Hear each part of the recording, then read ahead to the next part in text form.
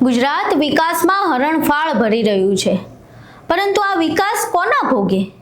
વિકાસ ટકાઉ અને પર્યાવરણને નુકસાન ન પહોંચે તેવો હોવો જોઈએ, પરંતુ ફેક્ટરીઝના માલિકોને તો જાણે આવી કોઈ પરિભાષા કે ફેક્ટરીના નિયમોની કાંઈ પડી જ ન હોય તેવું દ્રશ્ય કડીના ઇન્દ્રાળ ગામમાં જોવા મળ્યું છે. આ ગામમાં કંપનીના પ્રદૂષણથી વિનાશનો વંટોળ ઊભો થયો છે, જેના કારણે પશુઓથી લઈને માણસો સુધી તમામ બીમાર પડી રહ્યા છે અને લોકો હિજરત કરવા મજબૂર બન્યા છે. નમસ્કાર, તમે જોઈ રહ્યા છો ચક્રવાત ન્યૂઝ. હું આપની સાથે હેમંત.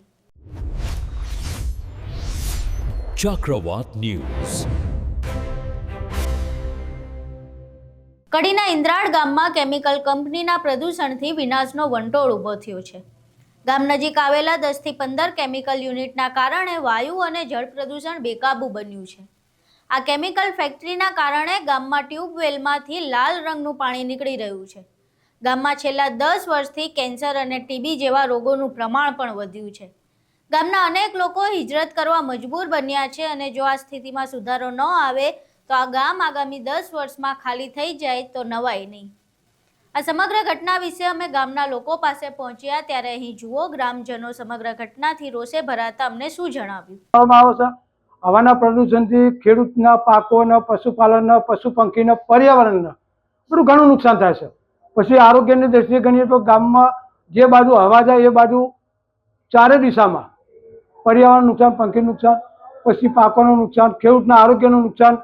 કે એનાથી પીવાના પાણીમાં પણ જો પાણી પશુઓને પીવામાં આવે છે તો માણસો પીવે એટલે એનાથી ઘણા રોગો થતા હોય છે. શ્વાસની તકલીફ, શ્વાસ લેવામાં તકલીફ, કેન્સર જેવા રોગો, કોઈ દાદર ખરજુ જેવા રોગો, ઘણા રોગો થતા હોય છે. અહીં તમે સાંભળ્યું કે આ કેમિકલની ફેક્ટરીના કારણે ખેડૂતો અને તેમના પાકને કેટલું નુકસાન થઈ રહ્યું છે. આ સિવાય અન્ય એક ખેડૂત અને પશુપાલને બોરના લાલ પાણીથી કંટાળીને રોષ ઠાલવ્યો હતો.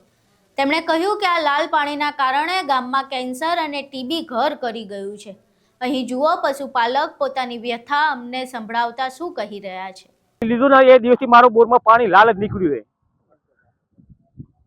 અમારો પરિવાર છે ને ઓછામાં 70 થી 80 મારો પરિવાર છે. અમારો ઢોર અમારી ખેતીમાં નુકસાન થાય છે. એટલે મારે તો એવું જ કેવું છે કે આ કંપનીઓ તમે પરમિશન આપશો નહીં કેમિકલની. આ બધી કંપનીઓ તમે મૂકો રનમાં હારીએ.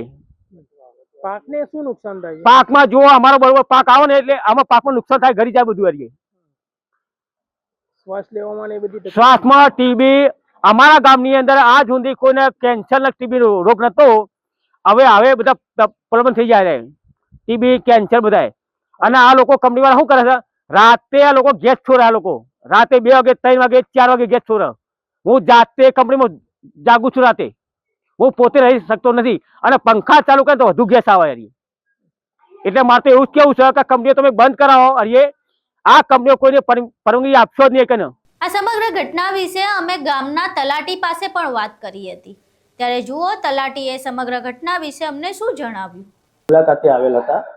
એ મુલાકાત દરમિયાન ઇન્દ્રાળ ગ્રામજનોએ રજૂઆત કરી હતી કે ગામની અંદર આવેલ કેમિકલ કંપનીઓ દ્વારા હવાનું તેમજ પાણીનું પ્રદૂષણ કરવામાં આવે છે. જે પ્રદૂષણ અંગે અમોએ GPCB Gujarat pollution control board Mehsana ને જાણ કરી અને પ્રદૂષણ અટકાવવા માટેના પ્રયત્નો કરવા માટે લેખિત જાણ કરેલ છે. હવે આ બધું જોયા પછી અમારી સરકારને એક જ વિનંતી છે કે વિકાસ કરો, પરંતુ એવો વિકાસ ન કરો કે માનવ જાતનો વિનાશ થઈ જાય. આ ગામના લોકોનો અવાજ સરકાર સુધી પહોંચે અને સરકાર કેમિકલની ફેક્ટરીના પ્રદૂષણ પર લગામ લગાવે તો કદાચ આ ગ્રામજનો પોતાના જ ઘરે એક સામાન્ય જીવન જીવી શકે. નહીતર હાલ તો શુદ્ધ હવા અને શુદ્ધ પાણી તો જાણે અમીરો માટેની સુવિધા બની ગઈ હોય તેવી પરિસ્થિતિ સર્જાઈ છે.